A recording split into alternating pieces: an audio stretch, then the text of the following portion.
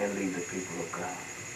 Follow the Lord and tell the people to follow you and to keep their eye on you to make sure you follow the Lord.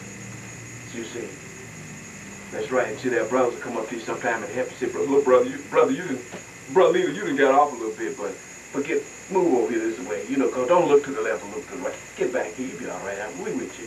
And they pray for you and help you. You say, well, yeah, I was a little off. Thank you, brother.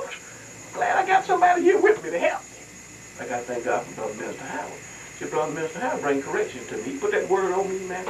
You know what I mean? And you know what I do? I just, yeah. You know, the flesh don't like that, but you know what I mean? I'm a man with God's heart. I love the word of God. Correct me. Put the word on me, friend. He put that word on me, friend. And you know, when he see fault, yeah, Brother Howard see some fault. Friend, you got some faults. You do. I'm not the only one. He put that word on me. I said, yeah, you're right, Brother. And then he put another scripture on me. I said, yeah, that's right. And you need to do that. And I said, yeah, that's right. And he gave me another scripture. I said, yeah, that's right. Because God said, friend, what else could I say? But that keeps me. That keeps me. Going forward. Not going over to the left. Not going over to the right, but walking on the path of righteousness. You need someone like that. You need a friend in your life to tell you, friend, don't go there. You know you ought not go over there. Stop looking over that way. Get your eyes back on Jesus. Right? You need that, friend. I know we're helpers of one another. We're servants of one another. The greatest among us shall be servants of all. Ain't no doubt about it, friend. Verse 16 and 18 of Joshua chapter 1 says, verse 16 through 18 says, and they answered Joshua, saying, all that thou commandest us we will do, and whithersoever thou sendest us we will go. And he's some faithful people. According as we hearken unto Moses in all things, so will we hearken unto thee. Only the Lord thy God be with thee as he was with Moses. Whosoever he be that doth rebel against thy commandment, and will not hearken unto thy works in all that thou commandest him, he shall be put to death. Only be strong and of good courage. And you know what, friend?